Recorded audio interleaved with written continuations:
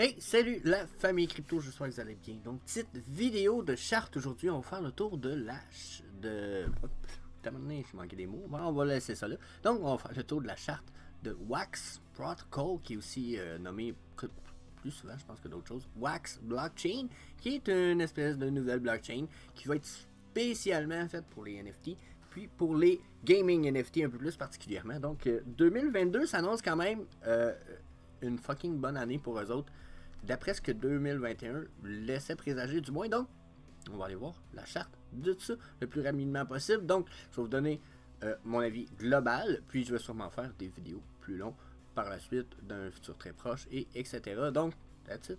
Attends, on va voir ça. Si vous êtes comme 40% de ceux qui écoutent les vidéos, vous n'êtes pas encore inscrit sur la chaîne, vous pouvez faire un subscribe sur le petit subscribe button, la petite clochette, etc. Sinon, venez nous rejoindre sur la famille crypto. Donc, venez nous rejoindre là. That's it, that's all, disclaimer time. Donc, n'oubliez pas qu'on fournit aucun conseil personnel financier ou d'investissement sur la chaîne, la famille, le groupe, l'équipe de la famille crypto, etc. Il n'y a personne qui fournit des conseils personnels, financiers ou d'investissement. Notre contenu est uniquement à des fins de divertissement. Vous devez toujours faire vos propres recherches, puis vous devez toujours consulter un expert financier avant d'investir. Donc, ceci étant dit, on jump à notre charts. Donc, Wax Protocol slash USD. J'ai pas pris de perpétuel, j'ai pris cette blockchain, cette forme-là. Je crois que on peut le trouver en format perpétuel, mais j'ai décidé de ne pas l'utiliser. Donc, vous pouvez voir ici en ce moment, on a deux trendlines très traditionnelles que j'ai appliquées sur des points précis pour des raisons précises que je vais expliquer plus dans un long vidéo, mais qui me permettent selon moi de déterminer ce qui va être une zone de un channel pas mal stable. Les lignes semblent pas mal perpendiculaires, je crois qu'on va dire.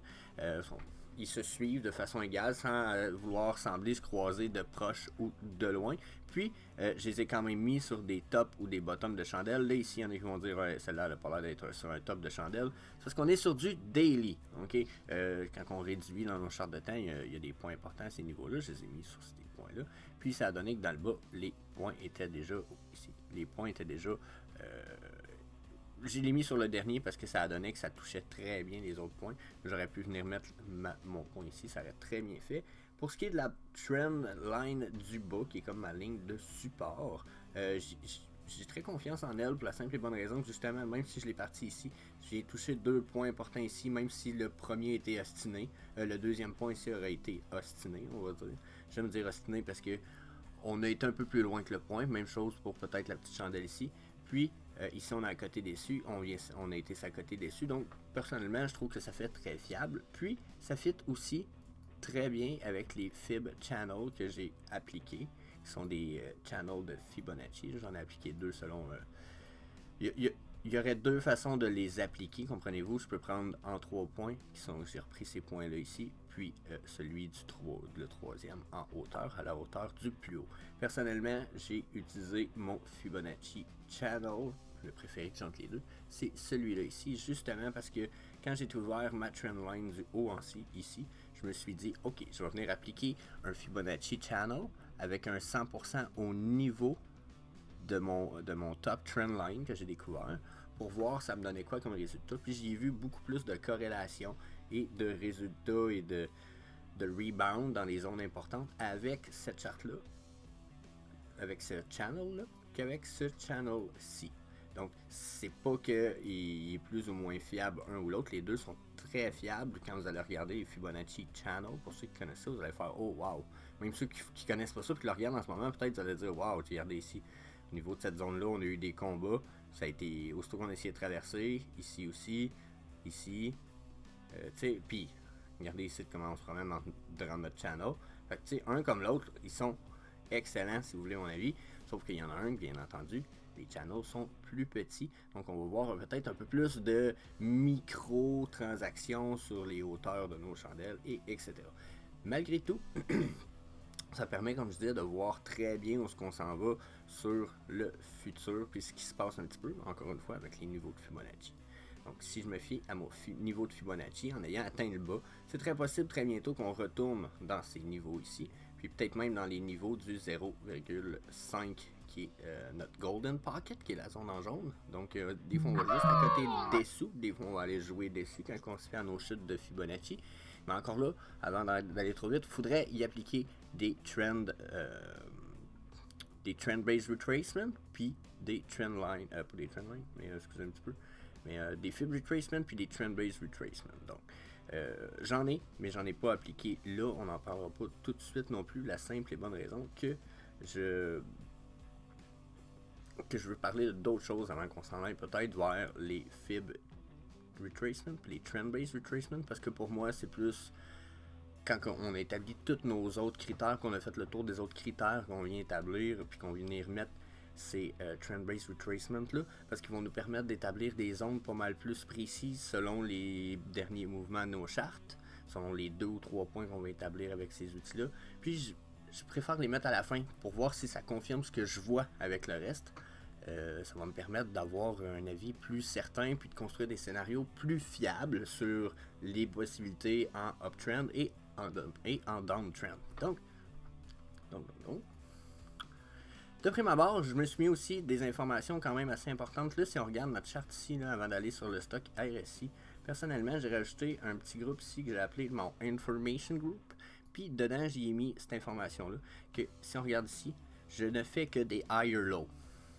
Donc ça, ce sont des bottoms de charte qui sont toujours de plus en plus haut. Ce qui me dit que les chances qu'on descende plus bas à chaque fois que les higher low qu'on vient de faire sont très peu probables. Dans la mesure où oui, il peut arriver un crash de blockchain mais ou de projet ou quoi que ce soit, mais si tout va bien pour l'instant, on a fait un, deux... celui-là, je peux pas dire que c'est un higher low par rapport à celui-là, ok?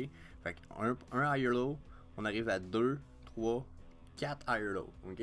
Donc, ça me dit de toujours de plus en plus haut. D'après moi, on n'a pas de chance qu'on descende en bas de la trendline verte en ce moment, ok? La support trendline. Donc, je suis quand même très réconforté là-dessus. Ensuite, j'ai rajouté des rectangles pour déterminer des zones importantes qu'on pourrait appeler des zones de... Où ce qu'on a eu, regardez dans le passé, là-dedans, on s'est battu pas mal. On s'est battu pas mal, puis on s'est battu un petit peu dans ces zones-là. Mais regardez ici, on n'est pas allé rechercher ces zones-là encore, mais on s'est accoté dessus il n'y a pas très très longtemps, ok, en janvier. Ok, le 22 janvier, on s'est accoté sur cette zone-là, mais il y a eu un refus total d'y entrer, ce qui me dit good. Puis on a eu une belle remontée comme si cette zone-là n'existait pas. Mais vous voyez qu'on est venu la rechercher, on tape sur notre trendline puis qu'on rentre dedans. Donc moi je me dis que ça ici, il y a des chances qu'on soit en consolidation, probablement pour un bon moment. Ça, c'est la première fois que je regarde ma charte, c'est pas mal la prédiction de l'instant, c'est qu'on va consolider à cause que le Bitcoin risque de consolider ou de chuter. S'il chute, j'ai l'impression que Wax va réussir à se maintenir, puis que probablement qu'il ne chutera pas plus bas que ce qui est, mais là, encore là, je suis encore dans mes probabilités quand même minces, ok? Parce que selon juste les higher low que je peux voir ici, ok? Donc, ensuite, j'ai appliqué aussi, oui, j'aurais pu aller avec le stock RSI, mais on va encore attendre. J'ai aussi appliqué certains Elliott Wave Patterns, ok? Donc ici, on aurait eu un Impulsive Elliott Wave, puis là, j'aurais pu mettre ma Wave 3 ici, là, peut-être, ça aurait pu être mieux. C'est au goût du charteur, du chartier, ou peu importe, en tout cas celui qui fait la charte. Personnellement, ça ne change pas grand chose dans la mesure où on reste quand même avec nos 3 Impulse Waves. Puis là, on est en Corrective Wave AB. Ben, on n'est pas, mais plutôt on a fait une Corrective Wave en ABC qui est un Extended ou un zigzag ou un Extended. J'oublie tout le temps le reste du mot quand j'en ai besoin, mais c'est un des deux patterns. Là, présentement, on serait reparti pour probablement faire de la consolidation, comme je disais, parce qu'une fois qu'on fait un Corrective Wave comme ça, généralement, c'est pas rare qu'on continue dans une zone de consolidation puis qu'on fasse ce qu'on va appeler une consolidation wave qui se trouve être une vague de consolidation qui va se tenir dans un range de prix relativement stable. Okay? On pourrait quasiment mettre une trendline ici à ce niveau-là, niveau horizontal comme ça, puis la laisser comme ça, puis probablement qu'on pourrait avoir un channel entre la ligne verte et la ligne horizontale en fait. Checker, on va le faire. Donc probablement qu'on va consolider là-dedans. Ok? Donc, moi c'est mon avis, avant qu'on recommence à aller faire une Impulse Wave, il va falloir qu'on ait une bonne nouvelle. Puis sinon, ce qui va arriver, c'est qu'on va avoir des up and down, puis on va peut-être avoir des drops qui vont remonter un peu plus haut. On va venir redescendre ici, parce que bon, hein, si on n'est pas en bear market, ce que je pense qu'on est, mais en même temps, j'ai des bons indices qui me disent que j'ai sûrement tort, fait que j'aimerais ça avoir tort en fait, je vais vous avouer, mais je pense qu'on est en bear market.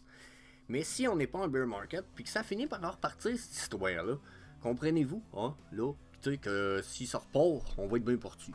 Donc, si ça repart, il y a bien des chances que de les Impulse Wave, on envoie sur le sur le Wax blockchain, puis sur la charte du Wax blockchain, ça serait pas surprenant. Ok. Ensuite, si on regarde le stock RSI, bien entendu, je pourrais utiliser le RSI et le stock RSI. Je vais aller chercher le RSI pour vous autres. Parce que bien entendu, il y en a un qui est plus volatile que l'autre. Je sais pourquoi je le cherche tout le temps. Il y en a un qui est plus volatile que l'autre, puis ça se trouve avec mon stock RSI créé RSI, parce que lui, généralement, il est plus réactif, je pense que les gens vont dire en général. Ok. Puis là, en ce moment, il pointe clairement avec sa ligne bleue au-dessus de sa ligne orange, ce qui me dit uptrend, quand même confirmé pour l'instant. C'est pas impossible que la ligne orange vienne la recroiser très rapidement, puis que notre ligne bleue finisse par pointer vers le bas sur notre ligne de RSI ici. Mais pour l'instant, ma ligne de RSI, elle pointe vers le uptrend, puis elle semble pas vouloir kick in trop vers le downtrend. Elle a un angle pas mal de 45 degrés. Donc, même chose pour ma ligne orange. Ils sont pas nécessairement proches, mais pas nécessairement loin. Donc, encore là, ça peut être tout à fait signe de uptrend à venir, puis de maintenu de cette uptrend-là. Comme je disais, ça se peut qu'on ait une ligne droite, puis qu'on vienne s'accoter dessus, là, la ligne verte qui est ici, en pointillé. Ça se peut qu'on ait une uptrend jusque-là, puis qu'on redescende. Je serais pas surpris qu'on monte un petit peu jusqu'à un certain point. La charte me demande ça. Puis ça va être la même chose sur mon RSI ici. Si je regarde mon RSI qui est ma ligne mauve dans le bas, je vois très bien que mon RSI pointe clairement vers ma ligne jaune. Quand que la ligne du RSI passe au-dessus de la ligne jaune, qui se trouve être sa ligne de médiane, qui est son moving average, la ligne jaune se trouve être le mouvement moyen du RSI. Okay? Donc ça se trouve être comme sa moyenne, déterminée sur une ligne. Quand on va voir cette ligne-là, la mauve, passer par-dessus sa moyenne, généralement, on va aller voir de belles vagues survenir. Okay? Donc si je reviens, je vais enlever les Elliott juste pour en donner un peu plus de clarté. On va même zoomer un petit peu. Peut-être dégrossir, mais regardez ici. Là. Ma ligne mauve passe par-dessus sa ligne de médiane. Eh bien, regardez comment j'étais en uptrend presque tout le long. C'est sûr qu'ici, ma ligne de RSI a pointé vers le bas. Donc oui, j'avais une downtrend, mais tant que je n'avais pas traversé, je ne pouvais pas confirmer avoir une super downtrend. Puis regardez, même quand j'ai eu qui traverser, on a eu beaucoup plus de consolidation. De consolidation qu'autre chose. Ok, donc regardez ici. Donc ça, c'est une zone de consolidation selon moi. Là, on s'en vient probablement vers ça éventuellement, mais ça se peut qu'on ait droit à une belle remontée un peu dans ce style-là ici, là, présentement. Là, regardez, là, si on traverse ma ligne jaune, puis en plus, on a un angle un peu plus 50-60 degrés, je vous dirais que 45 pour le stock ASIC RSI, ce qui pourrait être réconfortant sur un méchant temps. Je vous dirais que si on traverse et qu'on vient faire ce genre de vague-là, ça va nous ramener très proche de ça ici. Hein. Donc, regardez ici quand on a traversé. Ça nous a fait ça ici. Belle vague, là. Belle vague, là. Quelqu'un qui aurait misé là-dessus pour de vrai et potentiel de faire de l'argent. Là. Regardez ça. Là, on ne pognera jamais le top puis le bottom de la vague, mais ça aurait été 67% de profit. Ils auraient réussi à pogner les deux. Mettons que vous pognez juste ça puis vous pognez juste ça. C'est quand même 32% de profit. C'est fucking n'importe quoi, là. Ok? C'est sûr que c'est 32%, vous allez me dire, sur probablement une semaine et demie. T'sais, mais encore là, voulez-vous qu'on raccourcisse? On va aller sur 6 jours. Sur 6 jours, c'est 25%. Vous n'êtes même pas obligé de pogner ça en bas de la vague. Okay? Fait encore là, wow. Okay? Il y a un bon potentiel en ce moment, selon la RSI, que ça s'en aille en uptrend. Comprenez-vous? Donc, ensuite j'ai enlevé quelques trucs. La raison est assez simple, c'est que on a parlé des RSI, c'était pas mal fini. Puis je voulais un peu plus d'espace pour qu'on parle de trendline. Donc, on a sûrement qui vont se dire, oh my god, on dirait que c'est rajouté plein de trendlines. C'est des trendlines que j'avais déjà installés. Mais juste vous rappeler, on avait notre principal qui est en bas, qui était basé sur 2 points dans le passé. ok? J'en avais une autre dans le bas. Vous voyez, j'en ai 2 trendline vertes, mais j'ai préféré celle-là vu la fiabilité qu'elle a rapporté. Voyez-vous que oui, on tombe un petit peu plus bas que la trendline qu'il y a là, mais ça me démontre quand même un refus de tomber plus bas. Donc le fait de l'avoir appliqué sur ces 2 points-là permet quand même d'avoir une belle fiabilité. Sinon, j'aurais pu toujours laisser celle-là. Ça ne change pas grand-chose pour mon channel, sauf peut-être le fait que avec cette trendline-là et la nouvelle qui est installée ici, on dirait plus que ça va finir en biseau au long de la ligne un jour. Mais la différence, c'est pas majeur assez pour que on voit encore peut-être une grosse différence. Donc, selon moi, on va rester dans ces channels-là ici pour l'instant. Pour ce qui est du Wax Blockchain, puis ça va être une fois qu'on va avoir franchi probablement la trendline qui est en bleu pâle que vous voyez ici. Donc, ça ici, là, ça risque d'être ostiné. D'après moi, on s'en va vers une percée ici. Puis, on va rester entre certaines trendlines. Là, tantôt, je vous avais mis une belle ligne horizontale parce que ça nous démontrait qu'à ce niveau-là, regardez, on avait des plateaux, l'ostinage, un support, des supports et une chute, là, c'est devenu une résistance. Mais vous voyez que la ligne verte pointillée m'offrait quand même une zone quand même assez précise de un plafond qu'on allait avoir à traverser.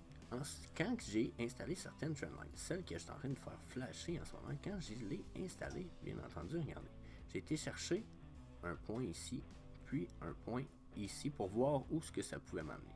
Quand j'ai réduit mes chartes de temps, j'ai réussi, là, vous allez dire, qu'il y a un point nowhere en plein milieu d'une chandelle. La raison de ça, c'est que quand j'ai fait ma trendline, j'ai cherché une chandelle qui me permettait d'avoir les points les plus reculés dans le passé, qui venait totalement toucher les points que je désirais dans le présent. Okay? Ça me permet d'avoir une meilleure fiabilité de mes trendlines. Puis quand j'ai installé mes points dans le passé, sur une charte de temps, comme je vous disais, plus courte, ça m'a permis d'avoir, exemple, si regardez le beau point, comment ma chandelle allait être touchée, j'avais une belle zone de combat ici, une belle zone de support ici. Donc pour moi, ça c'est bon signe. Après, waouh, on vient s'accoter dessus. Donc ça me disait, waouh, ma trendline a l'air quand même fiable. Puis regardez les points sur lesquels elle est appliquée ici. Puis là, si on ne voit pas le point, encore une fois, comme je disais, c'est parce que le point va être sur une plus petite charte de temps. Mais regardez, on le voit. Poup. Donc j'étais dans le bas de cette chandelle-là, exactement. Quand j'ai vu que je pouvais avoir ça, que ça m'offrait autant de fiabilité sur le futur, je me suis dit, waouh, c'est une belle trendline. On va regarder ce que ça donne. Puis, regardez ce que ça donne avec ma trendline du bas, ma support trendline. On voit vraiment un channel quand même assez clair. Là. Je sais pas si je serais capable de venir faire un rectangle. Vous voyez que je m'en vais clairement entre les deux ici, puis probablement là-dedans pour un petit moment. Okay? Mais tout ce qui est en dessous de ma ligne, au-dessus de la ligne verte, au-dessus de la ligne rouge. Okay? Donc, une des raisons pourquoi j'ai bien aimé cette trendline-là, puis que j'en parle en ce moment, c'est parce que, comme je disais, j'ai l'impression que c'est là-dedans qu'on va aller jouer pour le temps à venir, pour la simple et bonne raison qu'on n'est pas reparti en bull run, nous autres, là. Pour l'instant, c'est même, on est même en bear market jusqu'à preuve du contraire. Okay?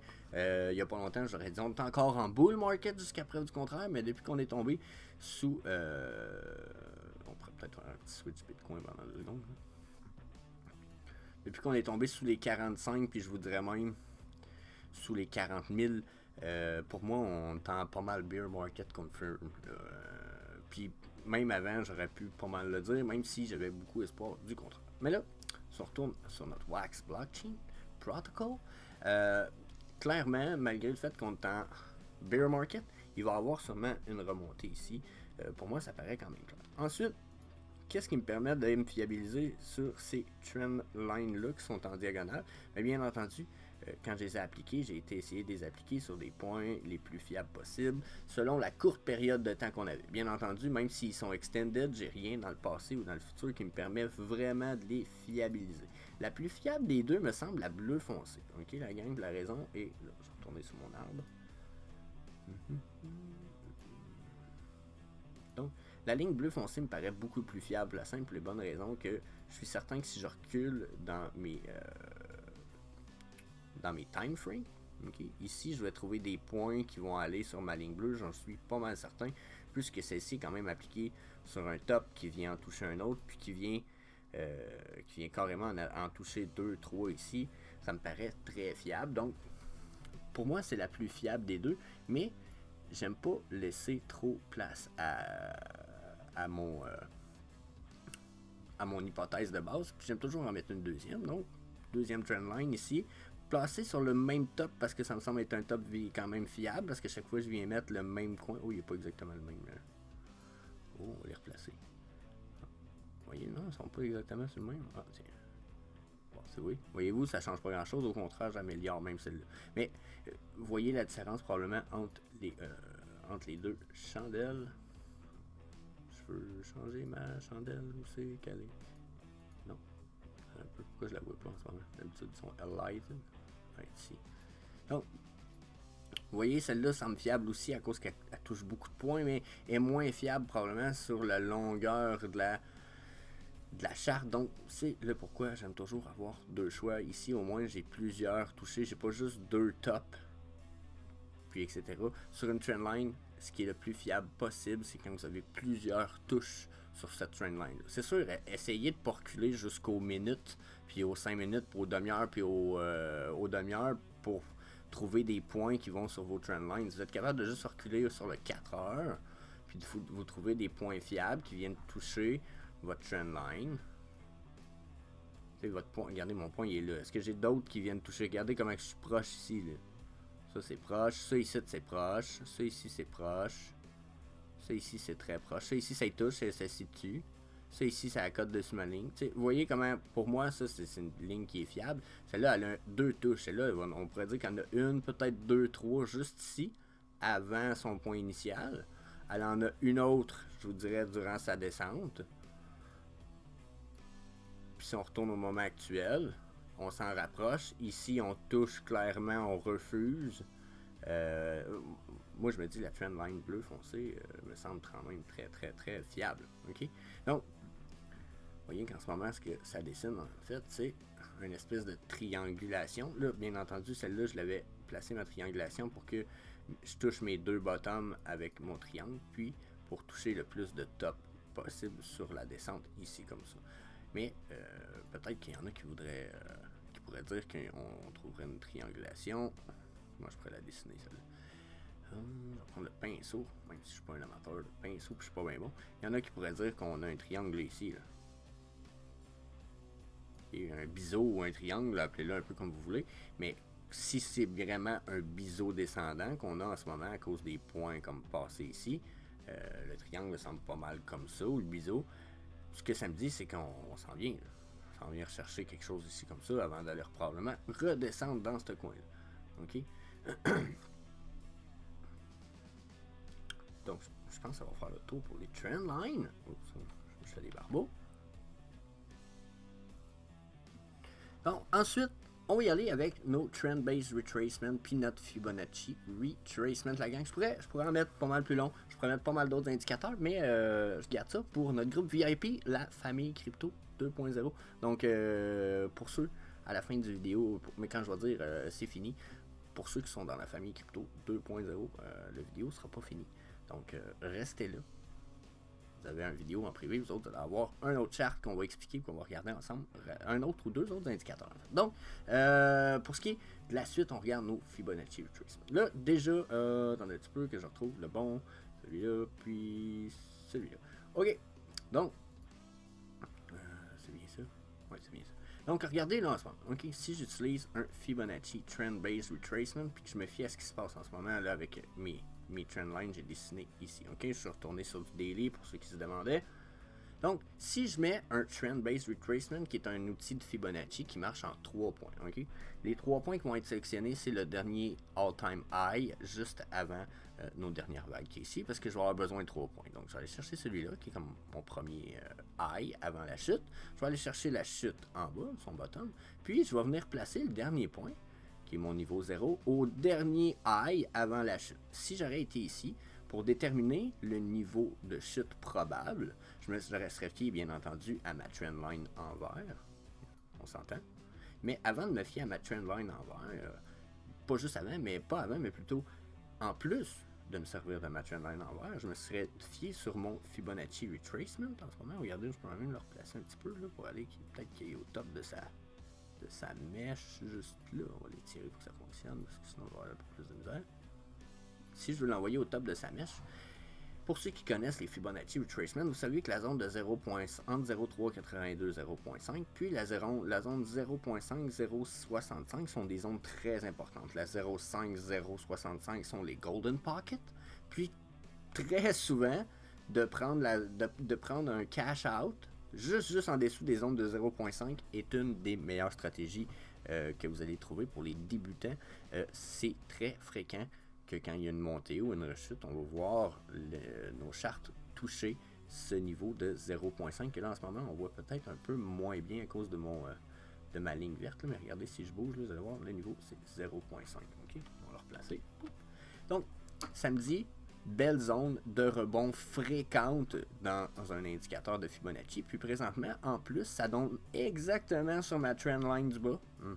Ce qui me dit, oh my god, en arrivant là, je pense à ça, je rebondis. Moi, ça me donne déjà, Fibonacci me dit c'est une zone importante. T'en as un autre à cause de ta trendline. Wow, on commence à avoir des bons indicateurs. Je regardais mon RSI, mon stochastique tout à l'heure, il me disait, ouais, on remonte.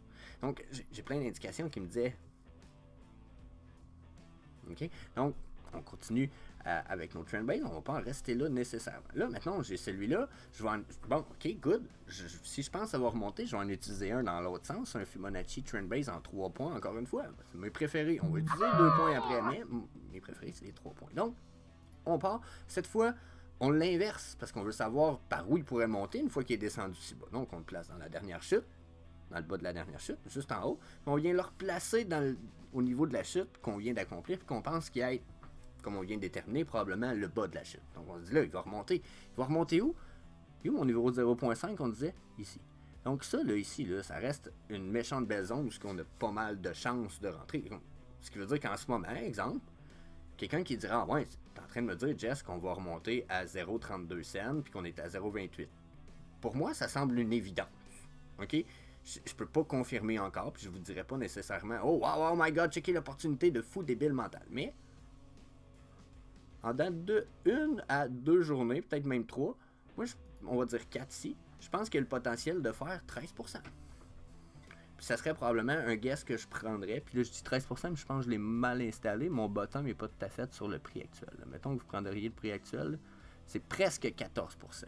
OK? Donc ça serait un trade que je pourrais prendre, avoir plus de confirmation parce que j'ai d'autres indicateurs qui me permettent vraiment de confirmer puis avoir des vraies confirmations. Probablement que ça serait, il y a des bonnes chances que ce serait un trade que je prendrais à 13%, c'est 13%. C'est 130$ sur un 1000$, façon de parler. Puis ça, c'est si vous n'avez pas parti en leverage en plus, qui est tout à fait un autre sujet. Donc, juste ça, ça pourrait être une belle opportunité. Okay?